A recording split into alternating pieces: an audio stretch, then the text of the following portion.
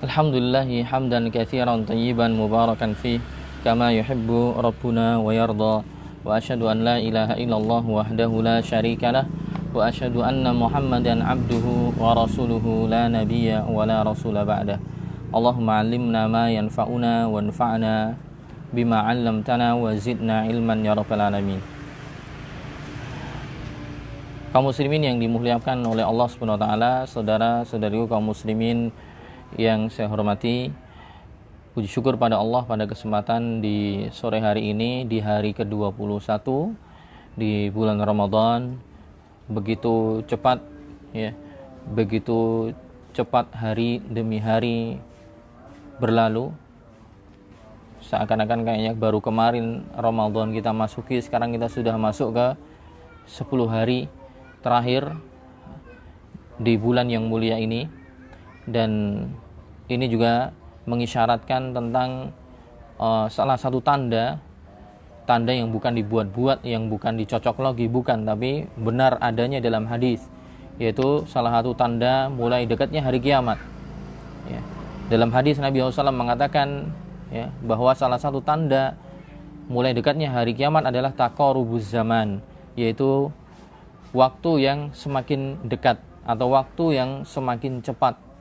Nabi SAW mengatakan takunu sanah kasyahr, satu tahun seperti seakan-akan hanya sebulan, wa yakunu syahru, dan satu bulannya seperti kal jumu'ah, seperti seakan-akan satu Jumat atau satu pekan, wal jumu'atu kal yaum, dan satu pekannya seakan-akan seperti hanya sehari ya. Jadi waktu berlalu begitu cepat, kita lalui, kesannya baru kemarin, tapi ternyata kita sudah menginjak di 10 hari ketiga bulan Ramadan. Sekali lagi saya mengingatkan kepada diri saya pribadi dan teman-teman sekalian untuk memanfaatkan waktu ini dengan baik, terutama di 10 hari terakhir ya. Kita berburu satu hari, satu malam, yang mana malam itu lebih baik daripada 1000 bulan, yaitu di malam Lailatul Qadar. Sebagaimana Nabi SAW mengatakan, yang maknanya kurang lebih ya, iltamisu Lailatul Qadri fil ashril awakhir min Ramadan.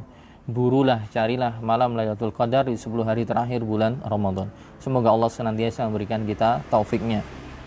Ya, kita lanjutkan pengajian pada sore hari ini.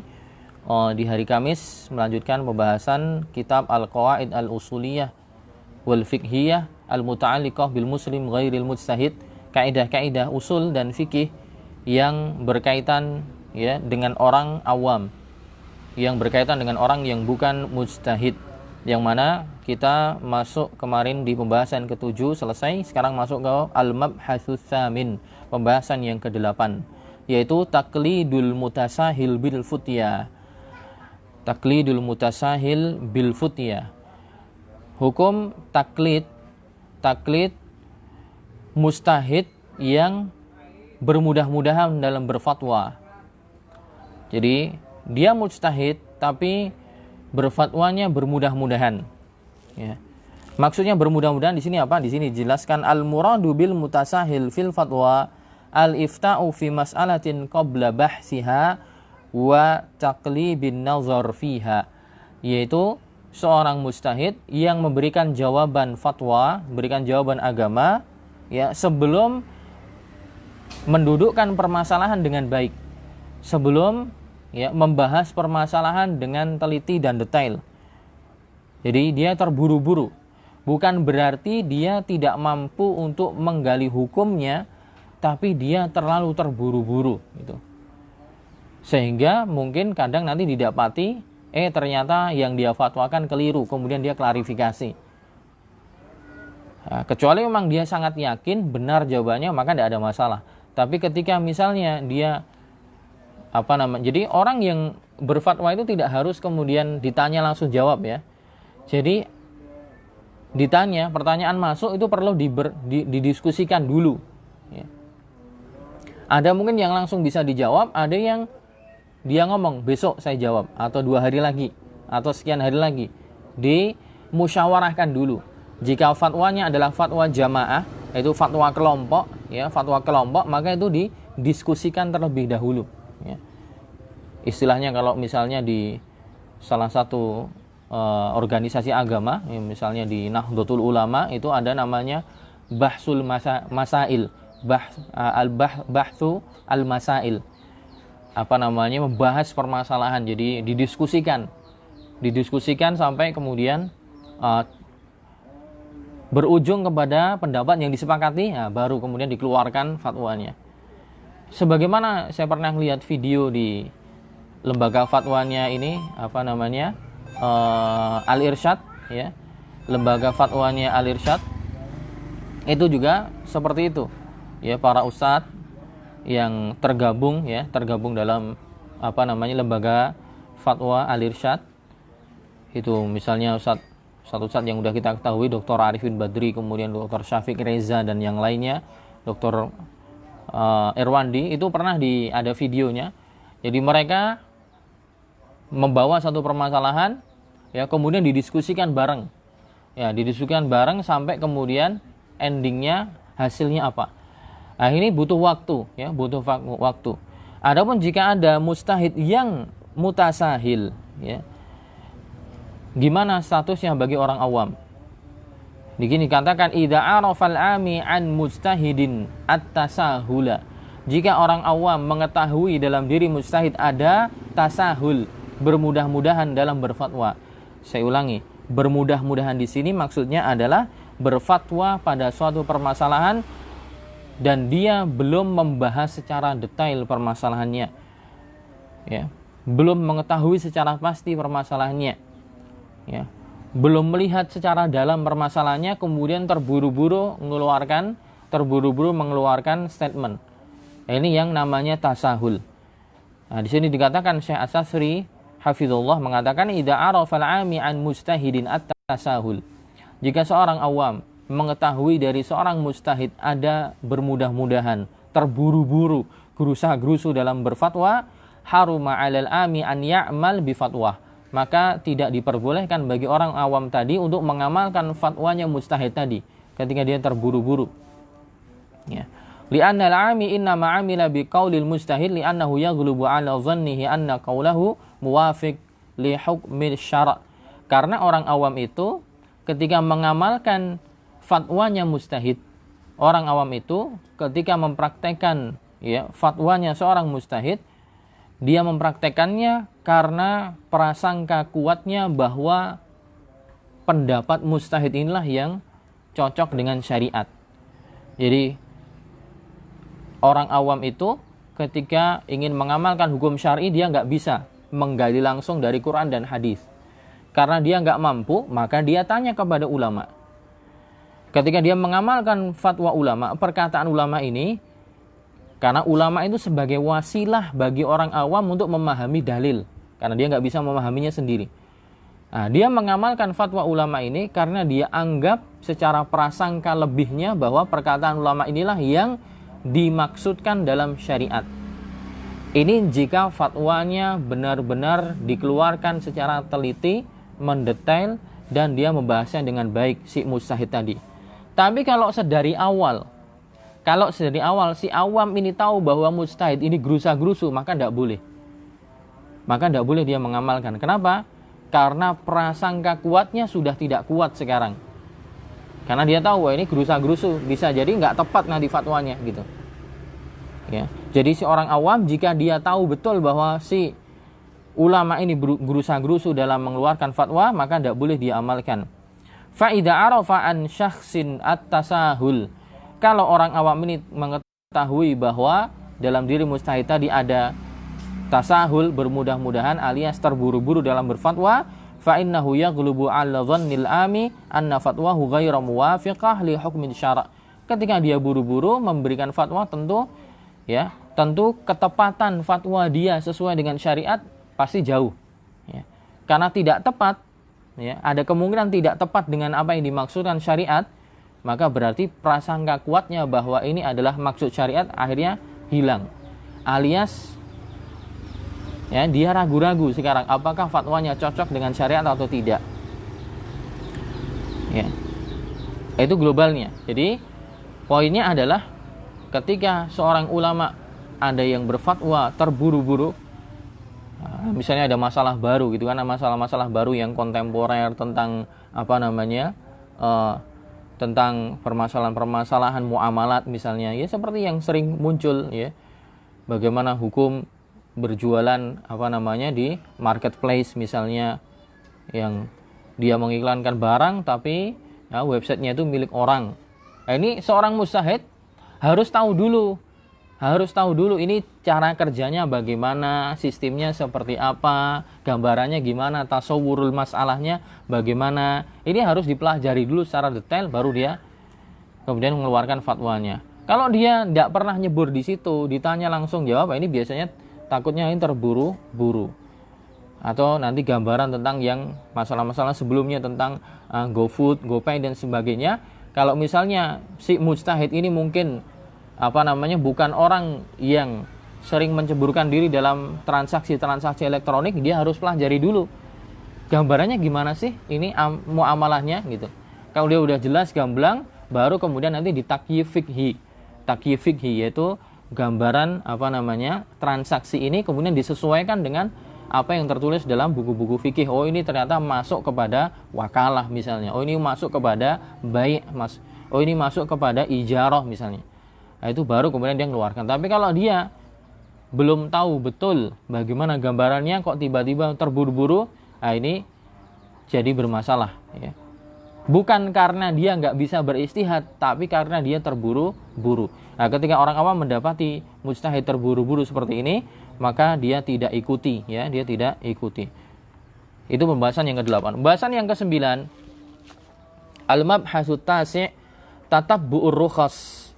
Ya, pembahasan tentang tatabbu'ur rukhas, yaitu mencari-cari rukhsah. Hukum mencari-cari rukhsah. Ya. Rukhsah itu apa? Rukhsah itu kalau kita lihat definisi dalam ilmu usul fikih adalah lawan katanya azimah. Ya, ada azimah, ada rukhsah. Rukhsah itu bahasa kita keringanan lah gitu. Keringanan, kortingan. Ya. Tapi kalau bahasa syar'inya adalah ma syara'ahu Allah Ta'ala ya minal ahkami takhfifan 'alal mukallaf. Rukhsah itu apa yang Allah syariatkan, ya, apa yang Allah syariatkan dari hukum-hukum syariat sebagai keringanan untuk orang yang dibebani syariat. Misalnya ada menjamak sholat ketika safar, tidak puasa ketika safar, mengqashar sholat ketika safar. Ini namanya rukhsah, keringanan gitu. Keringanan. Adapun rukhsah yang dimaksudkan di sini adalah rukhsah itu fatwa-fatwa yang ringan dari para ulama yang berselisih pendapat. Fatwa-fatwa yang ringan dari ya ulama yang berselisih pendapat tentang suatu permasalahan. Maksudnya gimana? Ketika ulama berselisih dalam suatu masalah, kemudian orang ini cari pendapat-pendapat yang ringan. Tatabbu'ur rukhas, dia mencari-cari setiap permasalahan yang dikhilafkan oleh ulama, dia ambil yang ringan. Sik penting ana ulama sik ngomong, dia ambil pendapat yang ringan semuanya. Itu yang dimaksud. Ya, nanti akan ada contohnya. Nah, di sini hukumnya gimana? Tatabbu'ur rukhas, mencari-cari rukhsah dalam fatwa ulama. Dzakaral ulama al-ijma' ala anna al-'ami yahrumu 'alaihi tatabbu'ur rukhas. Disebutkan oleh para ulama adanya ijma', adanya konsensus, kesepakatan bersama bahwa orang awam diharamkan, dilarang untuk mencari-cari rukhsah dari pendapat ulama. Maksudnya gimana? Bihaitsu kullama wajada rukhsatan fi fatwa ahadi ulama'i asrihi amila biha. Yaitu ketika orang awam ketika mendapati ya ada rukhsah dari fatwa salah seorang ulama di zamannya, dia mengamalkan fatwa tersebut. Alias intinya dia cari pendapat yang paling ringan dari setiap fatwa yang dikeluarkan ulama. Bal hakama katsirun minal ulama alaihi bil fisqi. Bahkan banyak para ulama menghukumi orang awam yang seperti ini, sengaja mencari-cari keringanan pendapat ulama, dia adalah orang yang fasik. Dia adalah orang yang fasik, zindiq, ya. Bahkan dalam satu perkataan dikatakan man tatabba'ar rukhasa faqad tazandaqa. Barang siapa yang mencari-cari rukhsah ulama dalam setiap perselisihan pendapat yang ada, maka dia telah zindiq, ya. Kenapa tidak boleh? Li'annahu la yaqulu bi ibahati jami'ir rukhsah rukhas ahadun min ulama'il muslimin. Karena sejatinya tidak ada seorang pun ulama yang membolehkan adanya semua rukhsah dalam setiap permasalahan. Ya. Fa innal qa'il birukhsah fi hadhil mas'alah la yaqulu birukhsah fi mas'alatin ukhra. Karena misalnya ada ulama berbeda pendapat. Ada ulama A dalam pendapat ini mengambil pendapat yang paling ringan. Belum tentu dalam masalah yang lain dia juga mengambil pendapat yang ringan lagi. Di masalah yang lain juga sama seperti itu. Ada 5 masalah. 1, 2, 3, 4, 5. Ya. Masalah pertama, ya, ulama A yang pendapatnya paling ringan. Belum tentu dalam masalah kedua, ulama A kemudian pendapat yang paling ringan lagi. Masalah ketiga juga gitu. Bisa jadi masalah pertama, ya, ulama A ini mengambil pendapat yang paling ringan atas ijtihad dia. Kemudian dalam masalah yang kedua, ya, ternyata yang mengambil pendapat yang paling ringan adalah ulama yang B. Dalam masalah yang ketiga, yang mengambil pendapat paling ringan adalah ulama yang D. Misalnya seperti itu. Tidak mungkin satu ulama dalam setiap masalah dia berpendapat semua pendapat yang ringan. Itu mustahil. Nah, ketika ada orang awam mengambil semua pendapat yang ringan dalam setiap pendapat ulama, ini adalah orang yang zindik. Sejatinya dia pengekor hawa nafsu. Contohnya, ya, dalam pembahasan masalah nikah misalnya. Dalam pembahasan masalah nikah, semua ulama mengatakan bahwa perempuan itu wajib nikah dengan wali. Perempuan itu wajib nikah dengan adanya wali.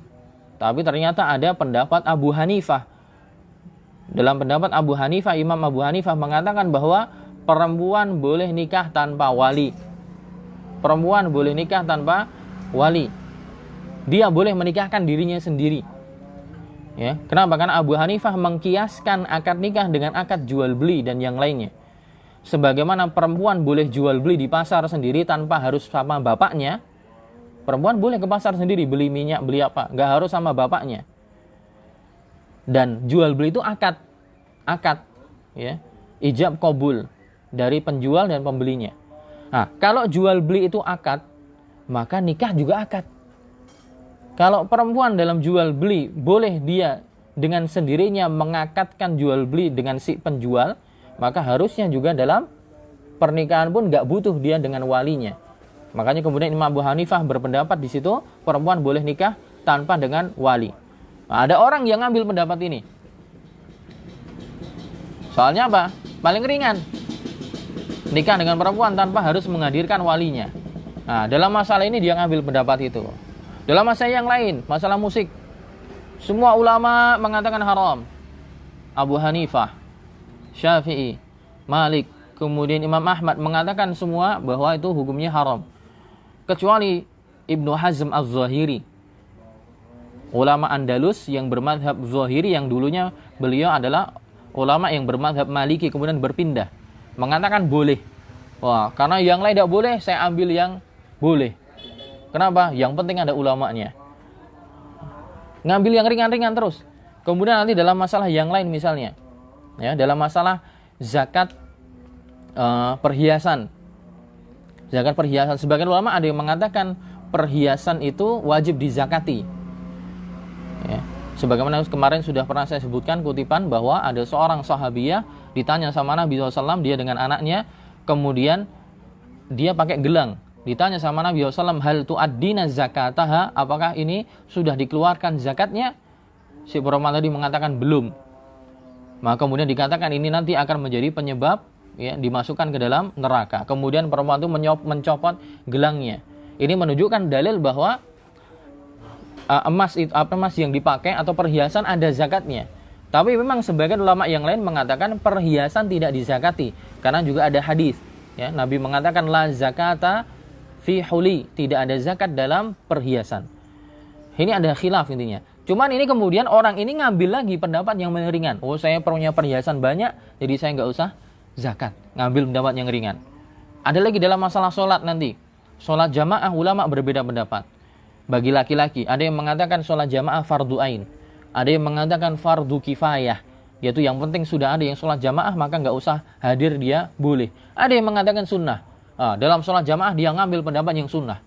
Jadi orang ini dalam masalah nikah mengambil pendapat perempuan gak usah pakai wali. dalam masalah perhiasan mengambil pendapat bahwa perhiasan nggak usah dizakati. Dalam masalah musik ya, mengatakan tidak apa-apa bermusik itu tidak haram.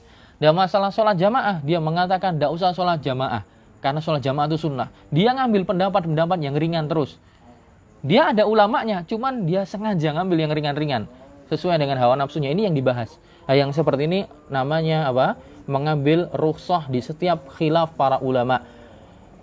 Beda dengan kalau dia ngambil rukhsah karena memang dia berusaha jujur loh. Orang ini berusaha jujur, menimbang-nimbang penjelasan ulama, ternyata hatinya condong kepada itu dan dia niatnya mencari kebenaran. Nah, kalau seperti ini tidak apa-apa. Jadi dia memang niatnya tulus, ikhlas, ternyata sampai pada pendapat, oh ini kok sepertinya lebih kuat. Tidak ada masalah kalau kayak gitu. Tapi kalau yang dia cari adalah pendapat yang ringan dari setiap pendapat ulama, atas dasar hawa nafsunya, inilah yang namanya tatabbu'ur rukhas, dan dia divonis oleh para ulama sebagai orang yang fasik. Ya, orang yang fasik sejatinya dia adalah pengekor hawa nafsu. Wa yadullu ala dzalika aidan an-nususul waridah fi targhibil mukallaf bil ihtiyat. Dan para ulama juga menyebutkan bahwa orang-orang yang mencari rukhsah ini ya keliru. Kekeliruannya dijelaskan dengan dalil-dalil yang ada bahwa seorang mukallaf atau seorang yang dibebani syariat itu hendaknya dia mencari yang hati-hati, ihtiyat. Yang hati-hati, yang lebih dekat kepada ketakwaan. Ya. Bisa saja dia berusaha ngambil-ngambil yang ringan, ternyata itu semua bukan yang diinginkan oleh Allah. Maka dia harusnya lebih afdal ngambil yang berat, yang jaga-jaga. Bil ihtiyat lidini, yaitu yang jaga-jaga, menjaga kehormatan agamanya. Seperti Nabi SAW mengatakan, al-halalu bayyinun wal haramu bayyinun wa bainahuma umurun mushtabihat la ya'lamuha katsirun minan nas faman ittaqa syubuhat faqad istabra ali dinihi wa irdihi. Sesungguhnya perkara yang halal itu jelas dan perkara yang haram itu juga jelas, dan antara keduanya ada perkara-perkara yang samar. Ya. Yang samar ini tidak diketahui sebagian besar manusia. Tapi barang siapa yang menjaga, jangan menceburkan diri dalam perkara yang samar, yang nggak jelas, dia menjaga diri. Mendingan ngambil yang aman, ya. Jangan ngambil yang remang-remang. Maka orang yang seperti ini, dia menjaga dirinya dan menjaga kehormatannya, juga menjaga agamanya. Juga Nabi SAW mengatakan, da'ma yaribuka ila ma la yaribuk. Tinggalkanlah sesuatu yang membuatmu ragu kepada sesuatu yang tidak membuatmu ragu. Ya, jadi kita disuruh mengambil pendapat yang lebih yakin, yang lebih dekat dari kebenaran. Adapun mengambil pendapat yang semuanya dalam setiap masalah yang ringan, itu ya masuk pendapat-pendapat nanti yang kategori syadz atau pendapat-pendapat yang menyendiri. Ya, pendapat-pendapat yang menyendiri, yang menyelisihi pendapat mayoritas. Ini yang kemungkinan besar jatuh kepada kesalahannya lebih besar. Ya. Tentu misalnya ada sekelompok ulama, banyak ulama mengatakan ini haram, satu mengatakan boleh. Tentu pendapat yang banyak ini lebih dekat kepada kebenaran, karena itu adalah ijtihadnya banyak ulama, yang ini satu ulama. Kemungkinan benarnya dari kelompok yang berpendapat banyak ini lebih dekat daripada yang cuma satu orang mengatakan itu boleh misalnya.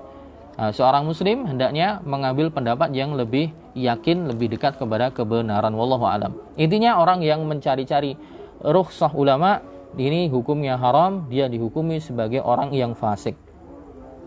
Kemudian pembahasan yang ke-10. Berapa menit lagi, Mas?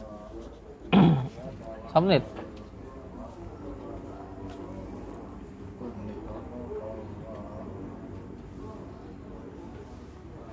Ya, sepertinya nggak sampai. Nah, itu udah.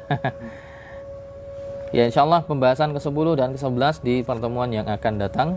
Semoga bermanfaat. Mohon maaf jika ada kekeliruan. Subhanakallahumma wa bihamdika asyhadu an la ilaha illa anta astaghfiruka wa atubu ilaik. Assalamualaikum warahmatullahi wabarakatuh.